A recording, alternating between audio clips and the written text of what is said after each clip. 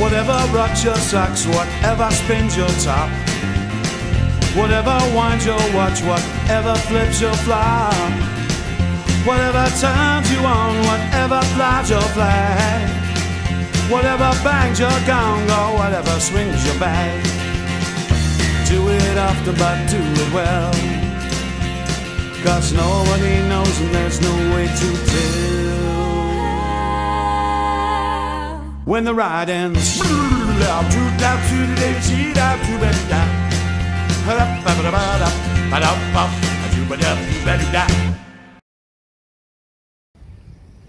Good morning, and welcome to my 100th video on this channel. How about that? Snuck right up on us, didn't it?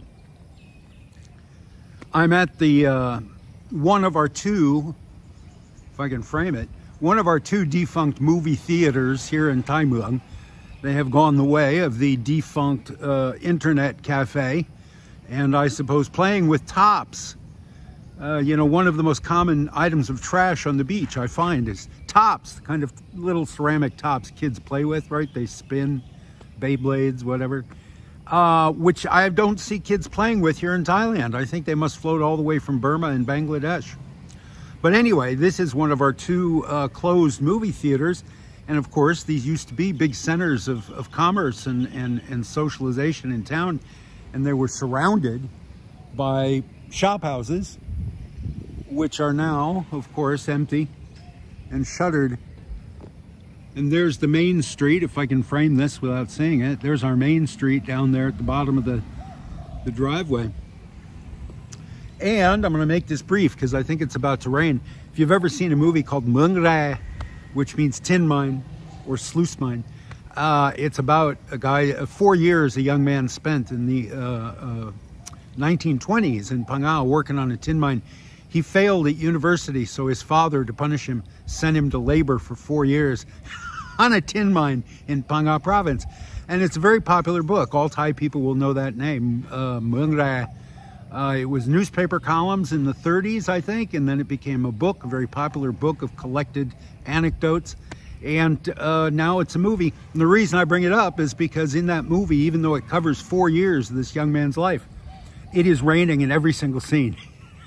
Because that's what Thai people know about Phang. It rains more here than anywhere else in Thailand. What do they say? Sao Phuket, Fa Phang. The women in Phuket are like the sky in Phang. It changes frequently. Women's moods change frequently, like the sky. Anyway, so yeah, 200 videos, and or not 200. Thank you, Dr. Freud. 100 videos, and the most watched by far, and the most commented on is the very, very first. 19,000 views and 400 comments. And I know for Kim Kardashian's channel, that's not a lot. For my channel, that's quite a lot. Typically, I'll get, on a big response, I'll get 5,000 maybe 6,000 views. So this one, the first one, which was put up in 2019, got 19,000 views to date and 400 comments. Why? It's because it's about Betta Fish. It's about keeping a Betta Fish in a 1-gallon bowl on my desk, in my cubicle, in my windowless room, in the basement of a hospital. So I have a little company, a little movement, something to look at. And it gets the most comments because I kept that fish in a 1-gallon bowl. Now here we know that, you know, you see people raising Betta Fish in old whiskey bottles because you can't keep them together. You can't keep the males in one enclosure. They'll kill each other. And so you have to segregate them, and you can't have a 5-gallon tank with a filter and a heater and a light for each of your fish. So here they live their whole lives in whiskey bottles. But in the United States, at least, the aquarianist hobby industry has done a real good job of convincing people that to keep a $5 fish alive, you need $500 worth of equipment. So there are people who jump on me and call me guilty of animal abuse because I kept an animal in a 1-gallon tank, an animal with a brain the size of a grain of sand, an animal that cannot experience emotion or loneliness or boredom. It literally cannot. It doesn't have enough nervous system to be bored. But people are projecting and anthropomorphizing and calling Steve all kinds of horrible names because I kept a Betta fish in a 1-gallon bowl. But the thing it really points out is that there's many more people interested in Siamese fighting fish than there are interested in Siam. Almost any subgenre out there, almost any hobby, will get more views than almost anything about Thailand. Except the crap, you know, where a guy just takes a GoPro down Soy Bangla or Walking Street or Soy Cowboy and just, you know, shows you girls in bathing suits. Other than those stupid pieces of crap, anything of substance about Thailand will get a much smaller audience than how to make a papier-mâché turtle. Literally, because I've been making these goofy souvenirs for Boontongs, right? So I've been watching a lot of DIY, do-it-yourself videos and learning how to make papier-mâché, because it's everything. I want to do everything I do with materials from here, if not materials literally taken off the beach. I want my art to be made with the stuff they sell in the stationery stores on Turtle Beach. So I don't have any fancy adhesives or anything. I use school glue. I basically work like a middle schooler doing a school project. So 100 videos. I was aiming for 52. If you may or may not remember, I thought I'd only get a year in Thailand. Just a year. So I was aiming for 52 videos to chronicle what I thought would be the last year of my life. Ha ha! Color me shocked. I'm still alive. Go figure. I had no plan for what to do if I survived that year. But I'm going to keep making videos because it's fun. I like it. Let me tell you a little story. So my grandfather, born in 1900 in Lithuania, my mother's father, born in 1900 in Lithuania, came to the United States at the age of 13 in 1913 to avoid radical fluctuations in the local socioeconomic climate. The Tsar was deciding that certain people were undesirable, and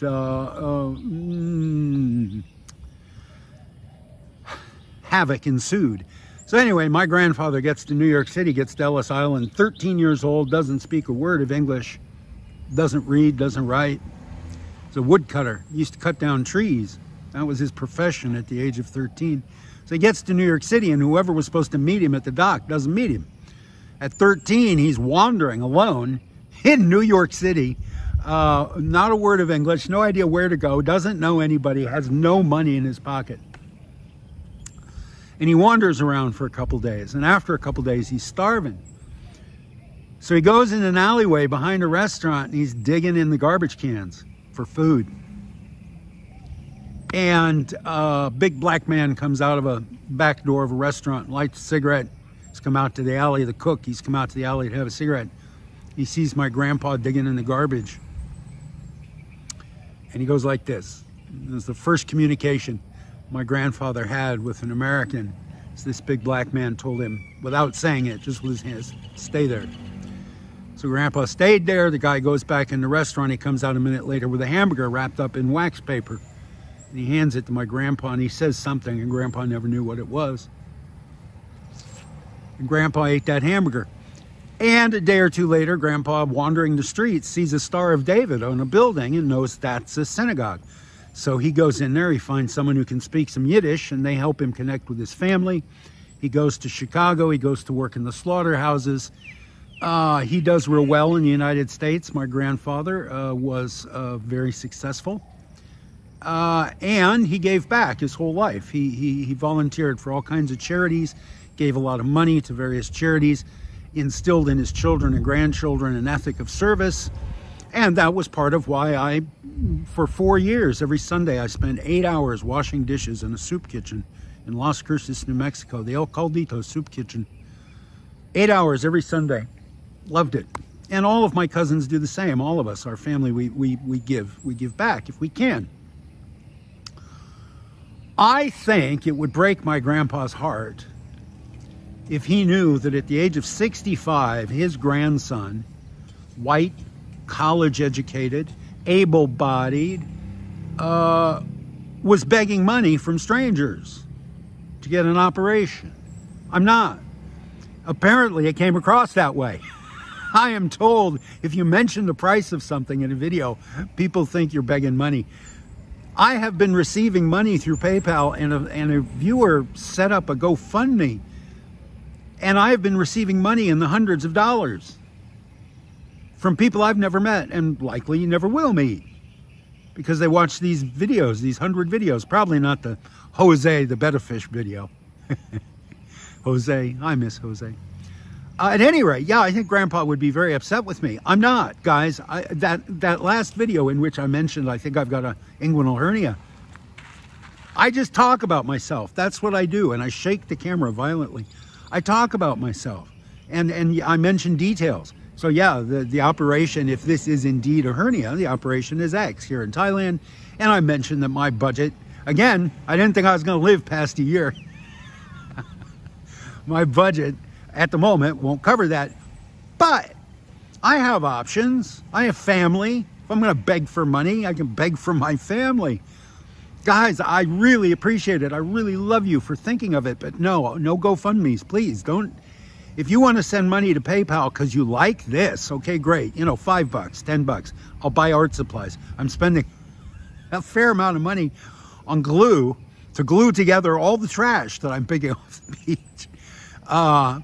Yeah, so, you know, you want to buy a Boonton souvenir. You want to buy a nautilus shell, a cuttlefish spine, a bottle of sand off Turtle Beach. You want to buy that. You want to send me $5, $10 for shipping, for postage. Great. And you're not buying it from me, you're buying it from Chamnan. My visa does not allow me to sell anything, but Chamnan is selling these little souvenirs. That's great, that's wonderful, but guys, please don't send any more money for the operation. I don't even have a diagnosis yet. I think I have an inguinal hernia because I saw a bump when I looked in a mirror. I'm not a doctor. I was a medical transcriptionist, so I'm pretty sure it's an inguinal hernia. But even then, it's just a hernia, you guys. It's not cancer. It's nothing life-threatening. It's just an unsightly bulge in my groin. It doesn't even hurt at this point. So I've got an appointment. I'm going to go see a surgeon and see what he thinks and everything. But dude, it's cool, you guys. Don't please, please, please. Don't make Carl Kaplan spin in his grave because his grandson is begging money from strangers. I'm not. Please, you guys, please. I really appreciate it. Like, subscribe, and share. You want to help me out? Share a video. Supposedly, a share is worth 10 subscriptions. Who knew, right? So please, I mean, this is, I don't know for a fact. That's a fact. That's something you hear. Some guy said it in a YouTube video. So I thank you, I thank you, I thank you. If the day ever comes, believe me, that I have to ask strangers for money, you guys will be the first people I ask, I swear to God. I want to sum it up by saying that there's a correlation. As I went back and watched this 4-year-old video about Jose the Betta Fish, and I read these comments where people really abused me. I mean, Clive Baxter and Eugene Booth and Tom Lloyd, you got nothing on these trolls in the Betta Fish community. I mean, my God. And you know they're all shut-ins. You know they're all social introverts and awkward people who are alone all the time, and they fill the empty hours taking care of fish. That's why I used to do it. And these shut-ins are really nasty. If they think you're hurting a fish, they're really nasty and cruel. But what they don't seem, any of them, to realize is that Jose was a metaphor, okay? The one thing about that video is that that's the only scripted video I've done. It's the only one where I'm reading a script. Every now and then, yes, I may refer to some notes in my pocket. You caught me. But for the most part, these are extemporaneous and off the top of my head, and that's just what you get. That one was scripted. I was reading a script, and you can really tell. I never did it again because it's stiff and it's not personable, and I didn't like it. But it is unusual for that reason. But in that script, I'm drawing a parallel, and I thought I was being very ham-fisted about it. I'm drawing a parallel between me and my cubicle and this fish in this bowl, right? We're just two lost souls swimming in a fish bowl year after year, right? I'm all alone inside this cubicle, and this fish is all alone. And in the year I've been here and I've been making these videos, I've been making the point that, yeah, I'm on a fixed income. I have my Social Security and that's it. But I live very, very well because I keep my expectations low and I'm very comfortable with my own company. And if you can do that, you can live anywhere on any budget. There are monks living in caves in Thailand for 20 years, alone in a cave with nothing to look at but their own mind for 20 years because their expectations are low and they're comfortable in their own company. They enjoy their own company. If you can do that, you can live anywhere for as long as you want. And if you keep the water clean, you can keep a betta fish in a teacup. They live in you know, famously, the footprints of elephants in the forest. Rain comes and fills these depressions. The stream overflows its banks, deposits fish in these depressions, and the betta fish keep living in these big round footprints. Famously, I've never seen it. That's what the guys, I went a couple times to the fish fights here in Thai Muang, and that's what the guys told me. So anyway, yeah, I think if you can do that, you can keep a betta fish in a 1-gallon bowl, and you can keep Steve in Thai Muang. Let's find out. Let's see how long we can keep Steve in Thai Muang. But come on, guys, no more hundreds of dollars gifts, all right? I mean, I really, really appreciate it, you guys. But I don't need it. I'm okay. Thank you. I love you to death, but I'm doing just fine. I'm not wasting away, all right? Look, I can afford a fancy haircut, right? And a fancy shirt. Yeah, still people living here. Yeah, all right. Well, I'm done. That's my time. That's 16 minutes. Thank you for watching. Like, subscribe, share. Please share this video if you know anybody who's interested in a guy in a checkered shirt in front of a deserted movie theater. And I will see you next week. Have a great week. I love you guys. I really do. Thank you so much. Apparently, the last movie shown here was gone in 60 seconds. When was that?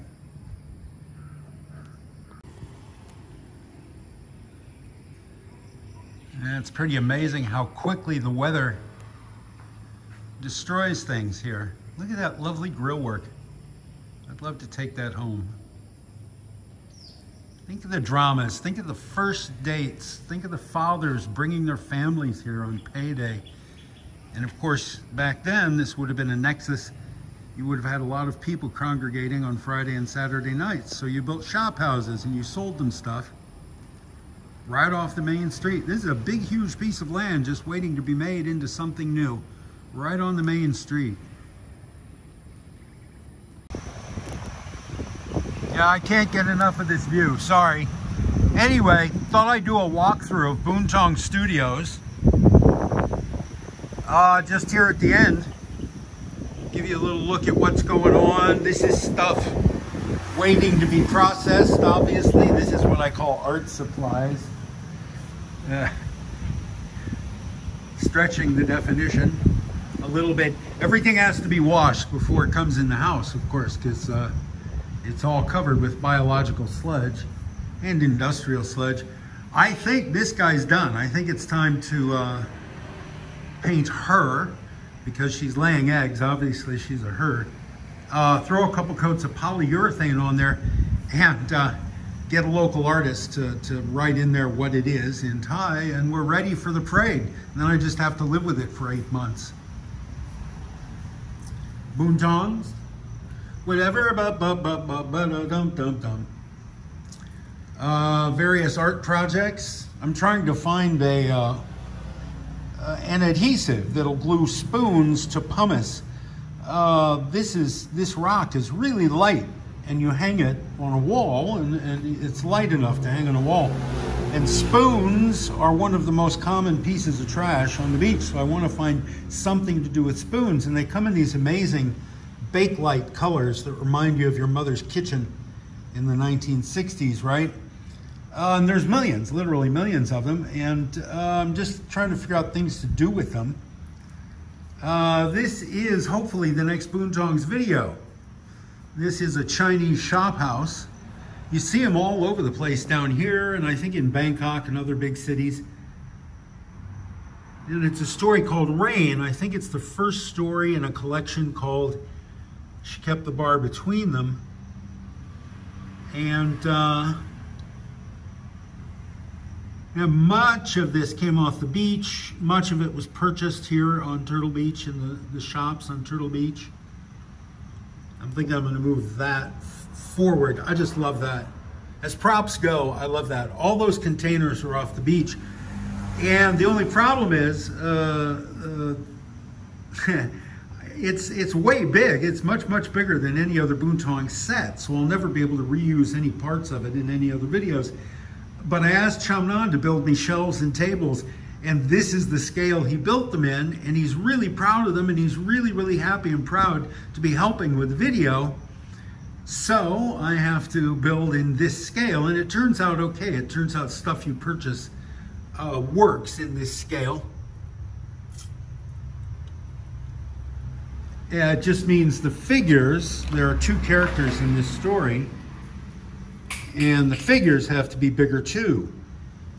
And the superhero shtick doesn't work. I'm growing tired of the superhero stuff. So I want to just make this a human being. So I've painted over Superman's uniform, took off his cape, obviously, and I'm going to get a seamstress to make him clothes. And big baggy clothes that'll hide all those rippling muscles.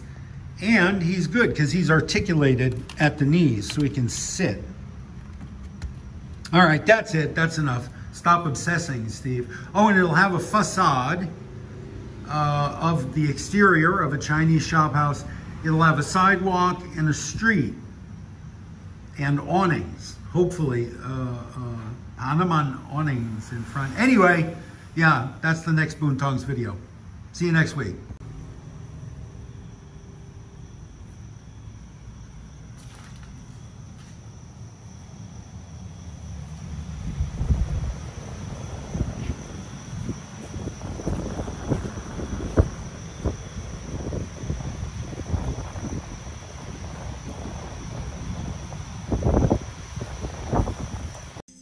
Whatever shaves your sheep, whatever bakes your lamb, whatever digs your peak, whatever smokes your ham, whatever blows your nose, whatever chews your bone, whatever squirts your hose, whatever sings your song.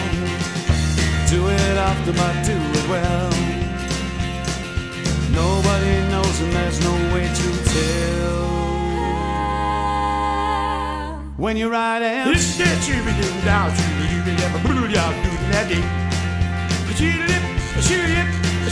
shoot down to that